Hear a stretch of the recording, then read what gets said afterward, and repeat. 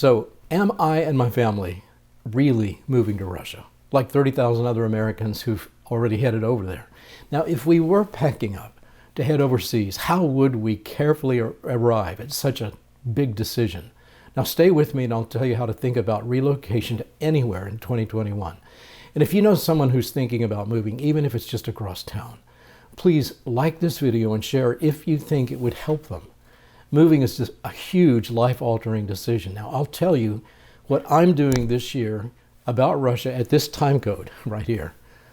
But first, did you know that there are professional relocation consultants if you need them? Now, this is not a commercial. None of them have sponsored this video, the ones that I mentioned below. And I just wanted you to know that's my disclaimer. Number one, there are experts who can help you, especially if you're considering renouncing American citizenship, like 5,800 Americans rushed to do in the first 6 months of 2020. Now, disclosure number two, I'm not planning to renounce my American citizenship. But if you are, it really would be smart to speak to a law firm like, for example, Barnes Law, listed below. Robert has helped clients identify the main categories of preparation in massive life-altering decisions. And there are things that you must research before you move and even before you make your decision to go anywhere now. Now, one thing I do appreciate about Robert Barnes' relocation advice is his really honest practicality. He understands that even if you found the perfect place to live, as I have, you might need to leave it on short notice, like 60 seconds notice. So he personally keeps a go bag ready to go for that purpose, which means that you need a few things to go along with your go bag. Okay, look at this list right here. You need your go bag, and we'll do another video about go bags in a future video, but let me just mention medical equipment, a small amount of first aid gear should go in that bag. Now, if you've got a go bag, you need a place to go. Fully thought out before you even put your go bag together. And you need a transportation plan to get there. Now, where is it that you're headed to? Where are you going? It would be a rural location, right? A place of safety where you could live for a long time. Is it all set up for you when you get there? Do you have a plan on how to get there? What if there is no petroleum, no gasoline to help get you there? Or if you could get there on 2 tanks of gas, do you have a place halfway where you have some fuel stored away for yourself? Do you have hard copy maps to be able to guide you there when you get off the main roads, which will be clogged, and get on back roads? Because you cannot depend on GPS or your phones to be working if you have to go during a crisis. Now, you also need a skill set to take with you, and Robert Barnes is really big on this, because wherever you go, you're going to need to adapt to be able to live there either short-term or long-term. What are your skill sets that you have when you get there? Can you learn a language if they speak another language? Can you learn to work with your hands if you've never done that before? Can you learn to work, if you can work online, remotely, and the internet is still up? Do you know how to do that? And can you be a success at doing that? He recommends also that you get a backup passport because, for example, what if your new American president takes your passport away if you fail to get an untested vaccine? How would you travel if you need to? If you need to leave and cross over borders which still may be open in the United States. You also need some alternative forms of fungible currency, and what that means is just anything really that is small and dividable that you can trade with others, easily trade with others.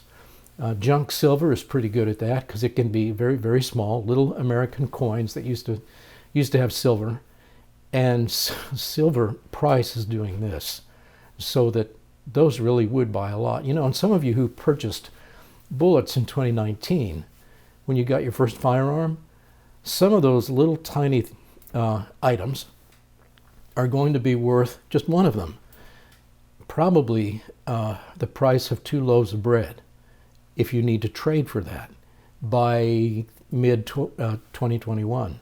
They are going up in value a lot. And there are other things that are tradable and can be tradable and can be dividable and can be easy to carry. Think about those things.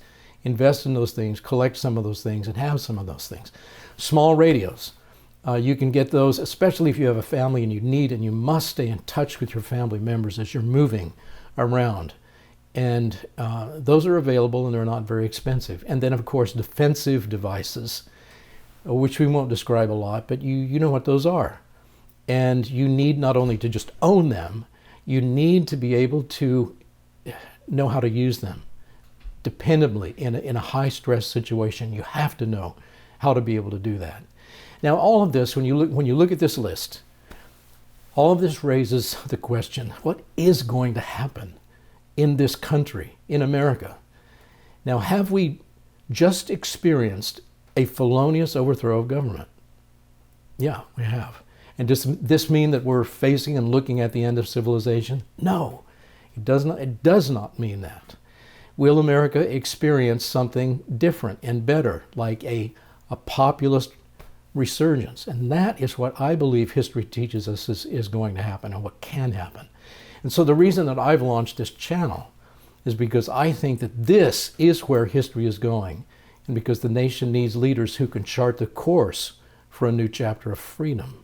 And I am really very highly optimistic about the future of this nation, even though I think the next 2 years will be a bumpy road, a real bumpy road ahead. But we can do it. We've done it before. We can do it again. And so now, therefore, to stop all rumors, here's disclosure number 3. I am not planning to move to Russia right now or to any overseas destination.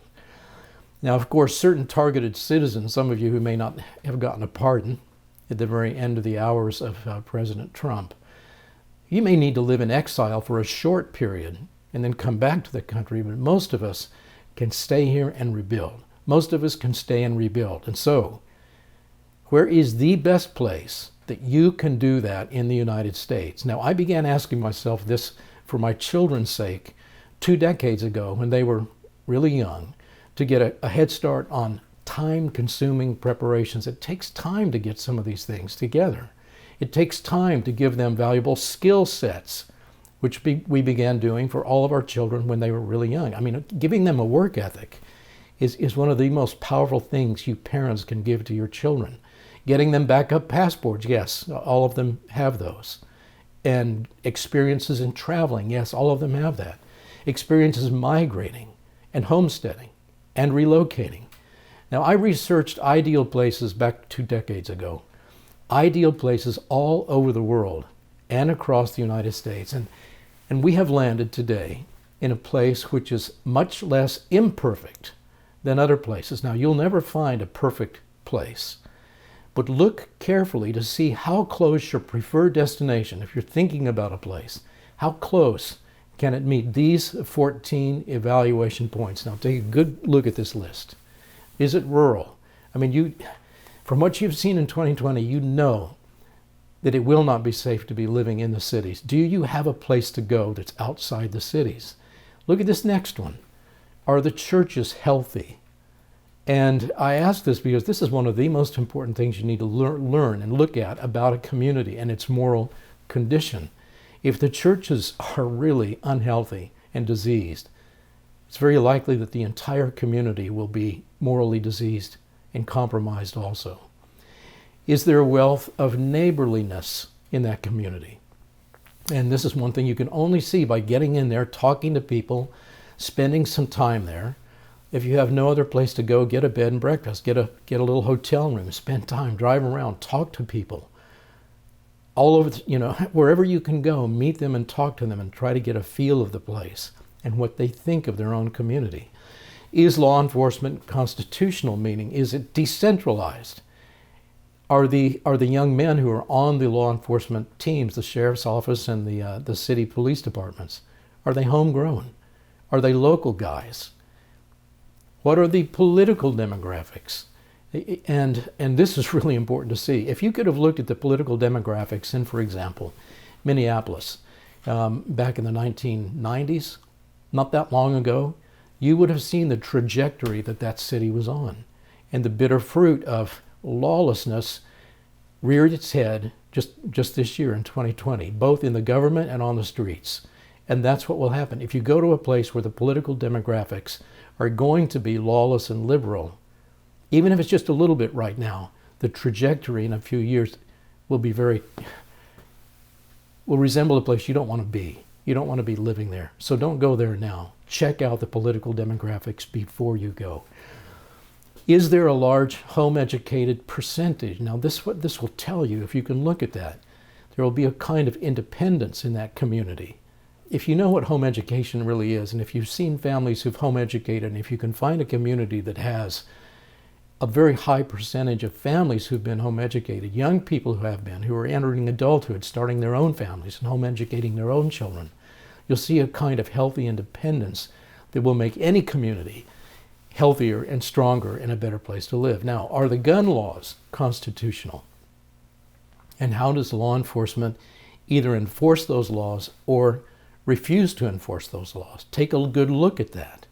Is welfare dependency low and temporary? Some people who fall back onto a welfare plan or a welfare handout only do it for very short and temporary reasons till they can get back on their feet. Others in other communities, there are generations of welfare dependency which make the place a very dangerous place if, for example, there was an economic crisis and all welfare was cut off. What would happen to those families? How would they live? What would they do? How would they treat their neighbors? Are crime rates low? And how low? Take a look at them in comparison to the other communities that you're looking at. What is the crime like there? How close is that community to urban crime cartels, even if you're an hour or two outside of a big city? In some big cities, the gangs and the organized crime syndicates actually involve outside rural communities in the crimes that they do. Check that out before you move there. How available is natural clean water in your city? We have been able to find a place where the water is really clean and it's very available. The water table is shallow and it's clean. It's not contaminated by agricultural runoff like some of the water tables in some of the most productive soils of the United States in the Midwest, the American Midwest, where we are right here. The water table has not been poisoned.